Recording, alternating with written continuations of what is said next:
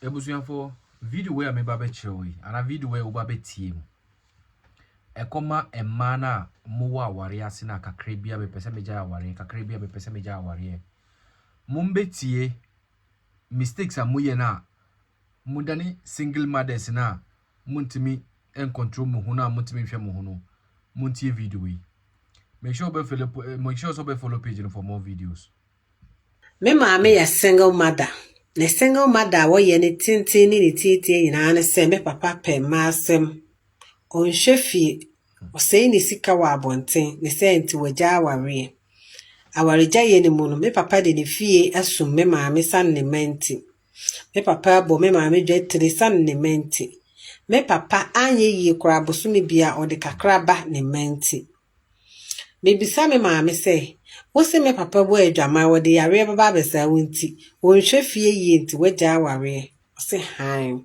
na so me ne me maame san ye efi me tenten besi nne me maame mpenafo a me fa mani hu ye kra ne mpenafo dodo keka ko be edu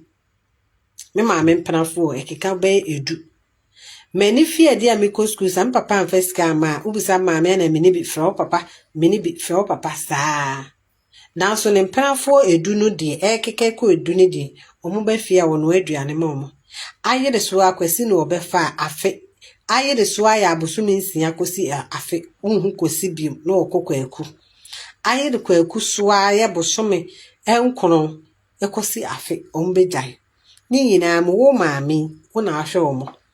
wo no aduane sepe na me ametie age de akoma kwaku ni kwasi omo fie ebi wo ho a omutwa kwan bedidi e ma me de mani ho tumi bisa se yare a wo se me papa de bebre o nye bia na wo so pa ma ho ya na wo se me papa ebo adwaman enye bia adwaman mo ikro ya na wo bo ma wo ma ye mo ye de ani hu ya na tumi bisa se mo single parent ni bi no menka obi a ne kuna ewu eja no menka mo a mo se mo eja aware a yentu hire nwu so na mo de mu kuna bo adwaman no samo hwe na mo ntimi ntena se enka malolo nkua ne nkata so anase mo nka mwa yesere mo ene mo ni mu kunu no mo san kwotena me yema nka me maame obra boni ya obui ko ne me kunu eni kunu saate aye ye kwa ye ni se ya papa no okwa abonte kwa obeba fi sanse adwaman a wo kase me papa boye bia na wo bo na de ekumi ni se nkrofo kunu no mso ka ho na wo ye single mother na wo bebo adwaman anase wo ye single mother na wo bepe bia pa wanu ma obi kunu na akofa single mothers fo bebre wo ho a ebinom e wo ho no ma wono anim se wo ja aware wo ntimi hia no ho so enso wagya aware because adwamamon so wie wo bo adwaman times 10 sa wo be ja aware abebo adwaman fe afefa nkrofo kunu no matata so die mesrew ene ya fakodi ukunu kankan na echi kodi ukunu fon na echi adenti na wo beka se wagya aware yentu hire mam na nsen ya me hu sa maame bi ade wagya awale wo de hwe ebe kakra obesan ka se ene opebe ma ne ho ni asem be ma ne ho ju bia ni ba bia wo sane ya wo ho njo no nya de a obenya be ma ne ho jo enti monya be ma na mo ne tena ne ma nkoyi abusa wo se bone de ma be na me ya emma be ma na ni nkafie na sesa wo sesa woni ya me gidi se be ma no so be sesa na ni ye ne ja se wa tata so wo de wo ya wo se me ja aware me de me ya mehwe me ma enso wo bo adwaman fefe nkrofo kunu no mka ho me ni menyonku bi a me ken wono obe ma wo onu kwa de onware woni be ma wo anso awo ni nyina echi a be ma no hwe nkwala na obo adwaman times 100 se wonim se wo single mother no a wo de wo beja awale wo beja mpratwe nkwala ne papa wo beja na asa ba betwe mpena mu 100 no mesrew wontimi hye wo so a mesrew kwone nkwala ne papa nsan kubu wontimi hye wo so enkata wo nsie se uraba ma be ma mesre wa aware ehu mobo se wa wo ba ko mienu be ma be hu mobo aware wa mesre ene ye kone ko wale nkura ne papa no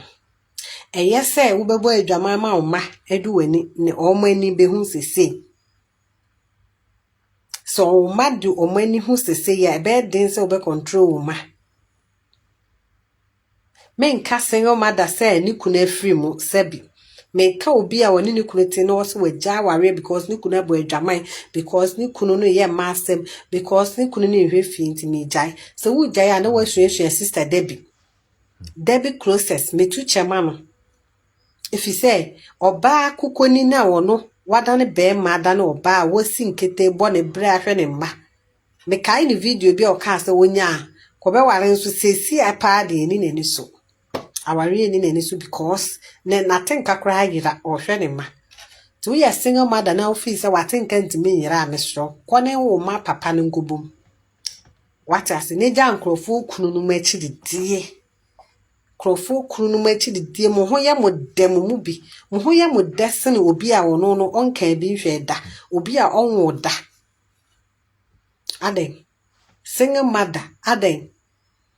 ya ka mo ma yenka mumu binti mama ya gidi bone yenka sa wo onye but wo asua nyansan firim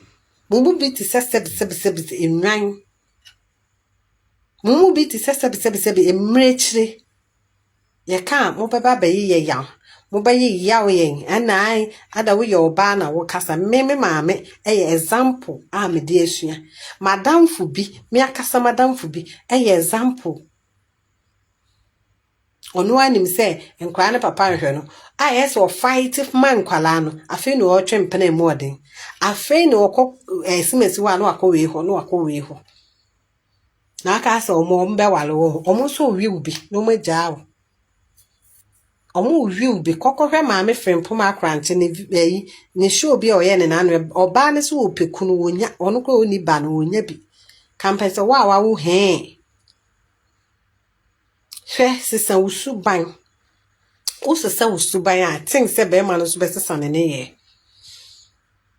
ewo mu se mema nye nanso nye ni nyina ne omo nye yesuban ka ho ya nkase yesuban ka ho